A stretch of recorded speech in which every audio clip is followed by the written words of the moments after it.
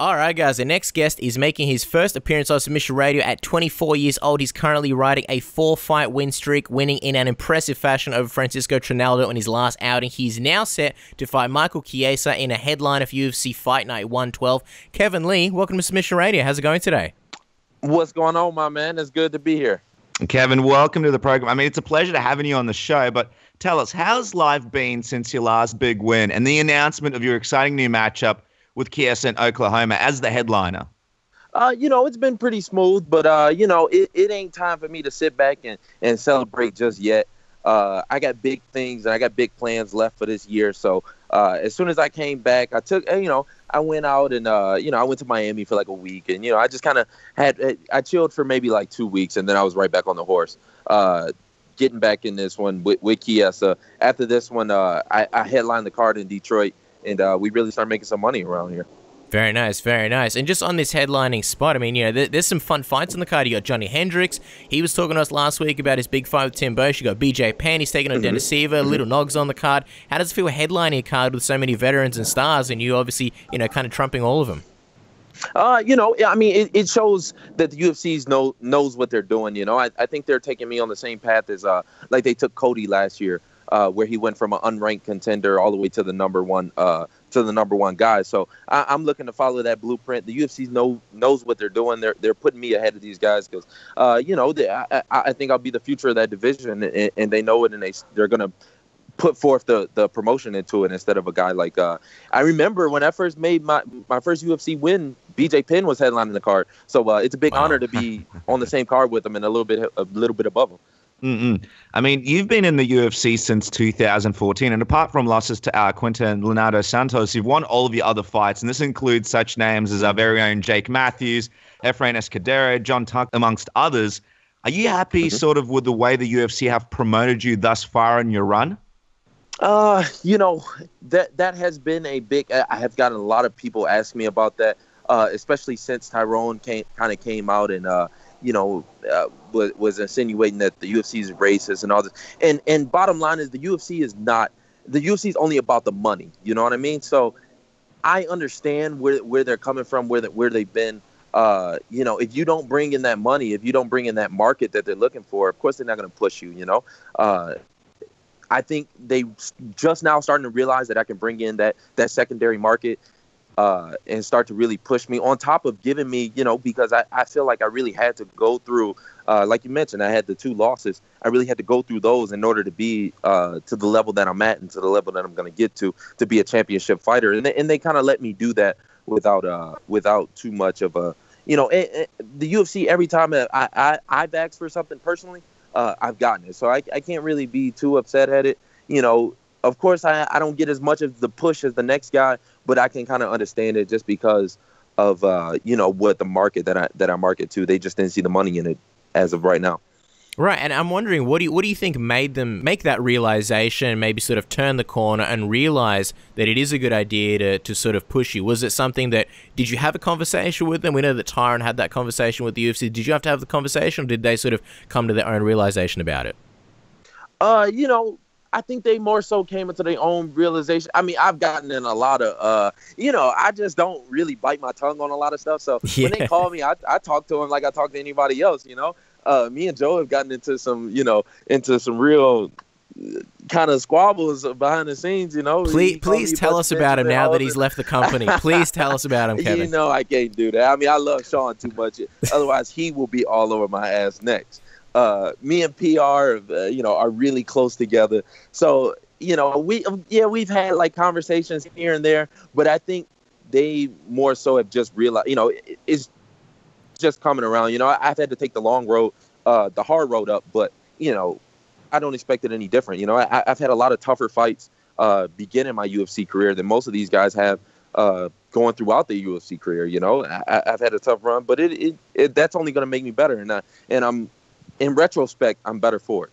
Speaking of those early tough fights, I mean, one of those was against Quinta, and he recently targeted you on Twitter saying Kevin Lee could never throw a right like me. Fucking dork, dropped him with a jab, ha, ha, ha. Were you surprised that he targeted you? And why do you think he did that? No, me and Al been going together. I've been trying to get that one back since it happened. So me and Al have been going back and forth for years. I keep we were scheduled. We were supposed to fight when he was supposed to fight Melendez. Melendez pulled out. I was fighting James Montasri on the same card. I offered to step up and fight him, and all of a sudden his knee was blown out. I called Joe right away. I'm like, Joe, listen, they can go and I'll have my knee surgically, my ACL surgically removed, and we can both hobble in there and we can get it down. Like I tried my best to make the fight happen. For years, really, I've kept going back and forth, and now all of a sudden, I think he just starts to realize that he's dropped the ball on that, and he's gonna try and make himself some money. So, more power to him. I mean, I think he's going about it the wrong way, but hopefully he make himself some money, and he make me some money in the process. He's only gonna take half when it comes down to fight night, though. Yeah, I'm just wondering, what do you think about, obviously, him threatening to retire, voicing some of those complaints? And are you a little bit disappointed that if he leaves, you obviously won't get that, rematch that you've been wanting for a long time? No, I think even he knows, everybody that's seen that fight, the first fight, and see me now, I mean, we pretty much all know I blow out the water. So I'm not even really too upset about it. Yeah, maybe if it was somebody now or something, but to be honest, like I've already gotten over it. As far as I'm concerned, he's the one that's chasing me now. So, I mean, I might grant him a rematch. I'm really not even that. I won't be that. Like I told him, nobody really give a fuck if he retire. He can retire tomorrow, and he'll go back to selling those houses, and I'll go back and I'll try and buy a house from him in New York. So, either way, I can do that. I'll bring him out. I'll let him be one of my sparring partners, and I'll get ready for a real fight and beat him up, and I'll pay him per round too. Oh, very nice. So we putting this on paper. If you're looking for a house, you'll be using him for his services in the New York area.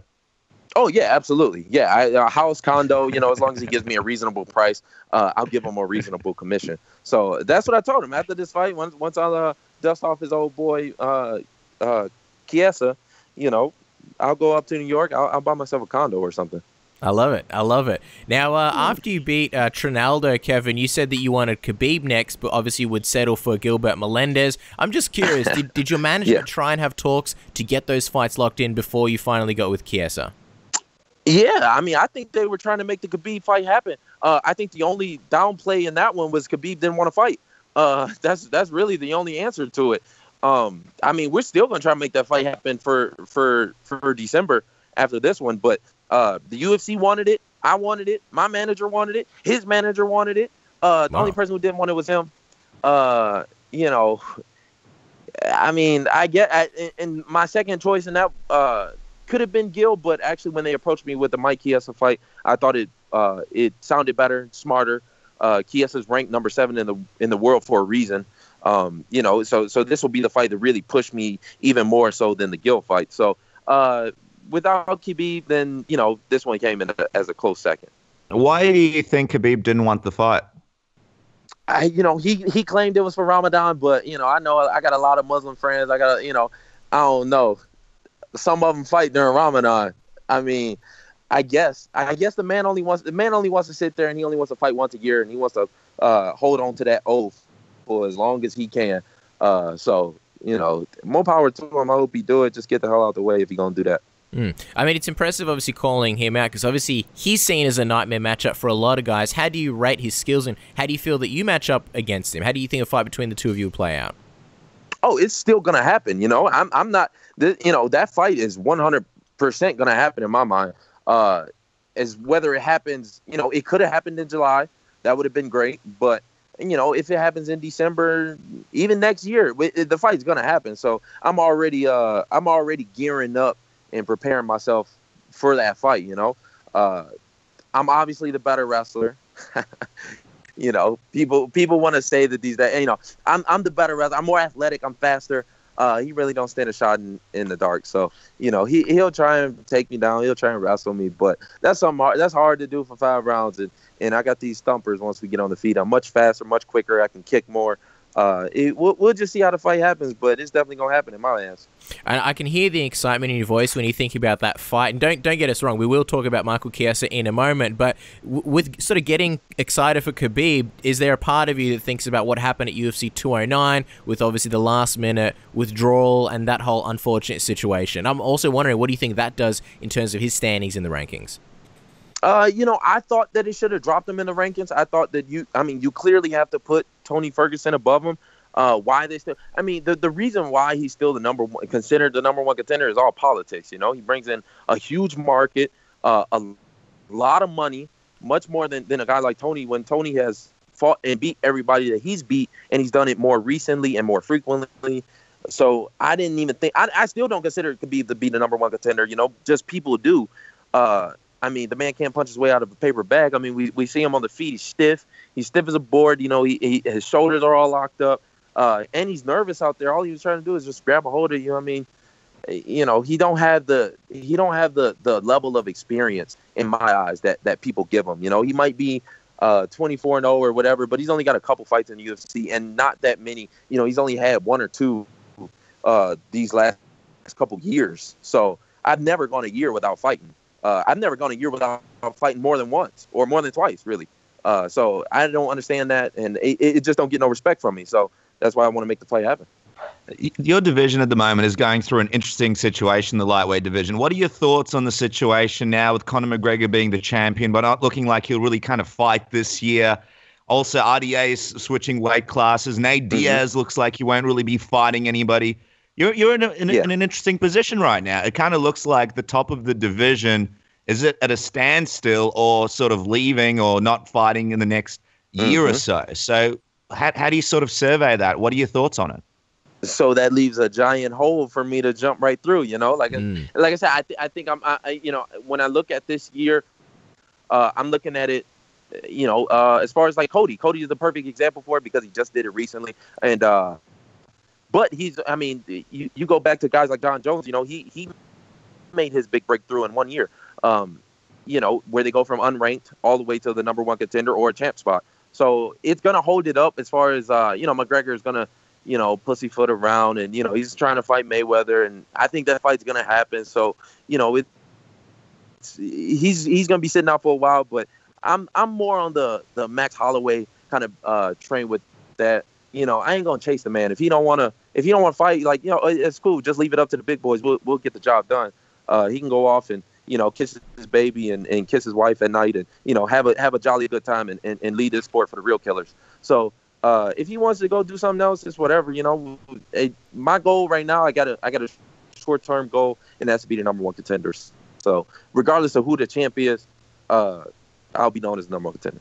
For sure. And I think, like you mentioned, Kevin, a win over Michael Chiesa is a big hoop to jump through, but, in a wide-open division, it definitely catapults you up there. What do you think of his recent success? He's obviously beaten Jim Miller, and then his last victory came against, oh, God, it's a huge win. I'm having a mind blank at the worst possible moment. Help me out here, Kevin. Well, he just beat Beneil Dariush. There you go, yeah. Which was a huge fight for him. He's really only lost to Jorge Masvidal, and you see, Masvidal's a fucking killer. The guy beats guys that he's not supposed to beat, and that ain't gonna happen on June 25th.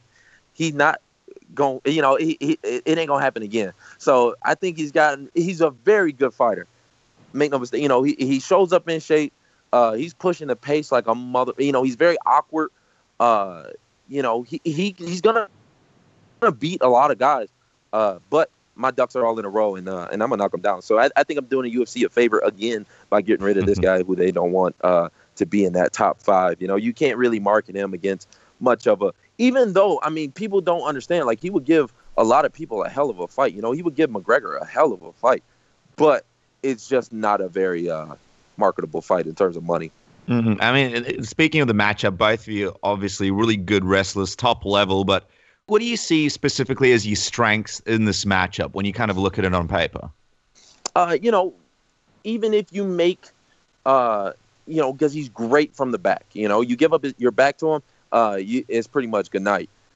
He's great from your back. He's great from top position. He does it. He's great in the clinch.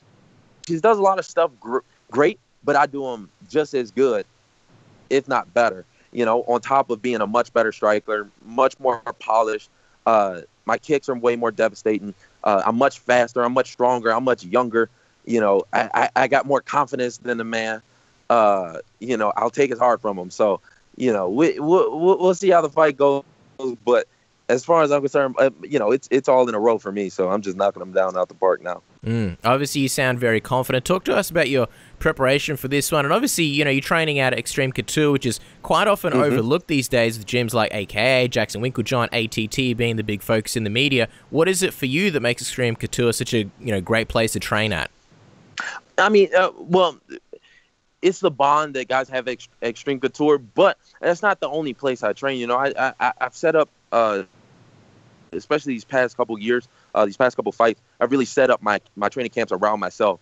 So, I use Robert Fawless from Extreme Couture, and Robert Fawless is one of the best coaches in the world. If you talk to him philosophy, he clearly, to me, he outranks Greg Jackson. He outranks Matt Hume.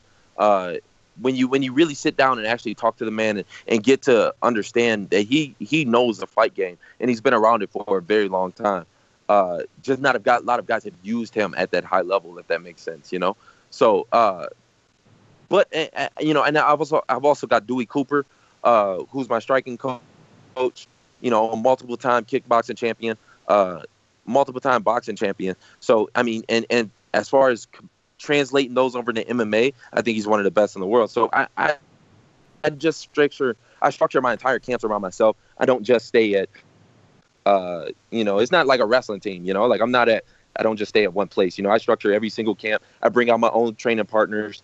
I pick specific guys to get me ready. And, I take it from there. I'm pretty much the boss of it.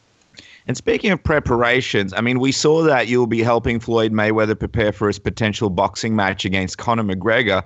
Just curious, how did this come about? Is this because of your training at his gym? Yeah, I train at his gym a lot over with Dewey Cooper. But I'll go into his gym all the time. I know a lot of the guys on TNT. We just hang out with good friends or whatever. They approached me years ago about it. Actually, before my fight with Santos. Wow. They approached me and they asked me. They said if I ever would. So that was the first time it kind of got brought up. And then as these talks kind of got more heated, they started to give me timelines and stuff like that. And then we would start going over specifics. But these past 2 months almost, it's been pretty dry. So I haven't heard anything back. I hear just about as much rumors as the next person. So I'm not going to sit around and wait for him. The fight was supposed to happen in June, which I would have been available to help him. But, if they ain't going to fight until July, November, whenever they're going to fight, I don't know. But if it interfere with my schedule, I'm putting them on a back burner. I'm never going to, I'll let them make their own cheese. The only reason I was going to do it because the money was nice. So, the money, everything that comes with it and the tourity and everything. But I'm going to create that for myself. So, when they put the fight off, I was like, okay, I'm gonna take this fight with Chiesa. Yeah. Because, I'm not gonna sit around and wait. I'll beat McGregor my damn self. Yeah. I don't need to help somebody do it. And let me ask you, what was sort of the dynamic? It's fascinating that they asked you so long ago. They obviously had you in their sights for a long time to obviously help prepare for Conor McGregor. But what's that dynamic like? This fight's obviously going to be a boxing match if and when it happens. So in terms of your help to Floyd Mayweather, why does he sort of want obviously you're a top lightweight, but why does he want an MMA guy to help him prepare? Well, because he's fighting an MMA fighter this time, and Floyd's very smart. He understands the fight game. We just move different. We're very different from what you would see in a professional boxer. We do a lot of things, even some things that could be considered wrong in boxing when we're straight boxing, but they're right for MMA, and they're awkward. They're strange punches. The clinch work is obviously a dot different. Our tie-ups are different. We're just, it's just different. You don't want to, if you're getting ready to fight a wrestler, you don't bring out a great striker because he's a better fighter. You bring out another wrestler. Even if he's not as good a fighter as a striker, if that makes sense. So they're bringing me out because I'm the closest to being able to emulate his style. I'm curious, Kevin. I mean, we'll get back to Chiesa in just a second, but there's a lot of rumors about Floyd with his hands being broken numerous times, and there's even reports that he has trouble closing one of his fists because of all the damage he's had to his hands. And at 40 years old, some of that speculation sort of leads into the fact that maybe he won't be training as hard for Conor McGregor, or won't be taking him very seriously going into this fight because obviously he is one of the greatest boxers of all time. From your perspective, where is Floyd physically, and how seriously would he take this fight if it did happen? I'll say this. McGregor wouldn't stand a chance. There's no chance. He wouldn't stand a chance. It would be a once-in-a-lifetime punch. But even then, with the 8 counts and everything, it ain't going to happen. It's not going to happen. Bigger gloves. He got an 8 count, smaller weight class. Yeah, it just ain't going to happen. I'm just curious. What would your prediction be on the fight? I mean, we've spoken to a lot of different people from a lot of different camps. McGregor's camp. We've spoken to just people that are in the media. What would your prediction be if you had to sort of put down a prediction on how that one goes? I think Mayweather would stop him in the later rounds. He would be exhausted. He would be exhausted after a few rounds. He just, it's just that pace. That pace is different. It's just a different sport, and people really don't understand that because we also throw punches, but it's just different. The rule set is different. Literally everything is different. MMA would be different if you just said, you can't kick anymore, or you can't throw knees. MMA in itself would be totally different. So it's just a different sport. It's just a different type of body type that goes into it. It's a different type of way of preparing the body. It's just different. So I can't even really give a good prediction. I think that he's gonna knock him out in the later rounds, if I had to say, and I think that'll just come from pure exhaustion. You're taking a sprinter and you're putting them in there in a long distance race. Yeah, of course he's gonna lose. Conor's the much better fighter overall, and I think even Floyd would admit that. If we're talking about pure martial arts fighting skill, Conor's way, you can't even hold a candle to it. So, but as far as like an actual boxing match, you're playing in this sport. You ain't gonna, it's a good cash grab. Of course. That's what I'll say. It's a good cash grab. Yeah, for sure. Let's finish on this note. The most important prediction. That's, of course, the man that you've got your sights set on, Michael Chiesa, on June 25th at UFC Fight Night 112. Do you? Yes, I don't know if you're a visualizing guy, but do you see a scenario that this one goes down? What's the official prediction for this fight? I do. I'm gonna drown him. He's gonna drown. He's gonna get in there. He's gonna move around with me for a few minutes. He's gonna realize that everything that he does, I'm gonna shut down, and he's just gonna realize how much faster and stronger and more technical I am. So. He's going to try that country boy will survive, kind of push through. He's going to try to his last legs. But I might just change his life because hard work and dedication will only take you so far when the man that's better than you also puts in more hard work and more dedication to this. So, I think I'll change the man's life. All right, guys. Well, exciting times are ahead. Make sure to follow Kevin on Twitter and Instagram at Motown Phenom. And let me ask you, my friend, is it for Facebook? Do you have a public account people can like, or is it just the personal one at the moment? I do. It's Kevin Lee, the Motown Phenom is my pub, but I don't really run it, so that's the fan page. But Instagram is always the best place. I'm always active on Instagram. I'm pretty much on there every day. There you go. There you go. Instagram is definitely the best place at Motown Phenom. And we know you're always sounding off. Kevin, we really appreciate your time. Been very gracious with it, and we look forward to seeing you in the fight. Good luck, and thanks for chatting with us. My man. Thanks, brother. Appreciate it.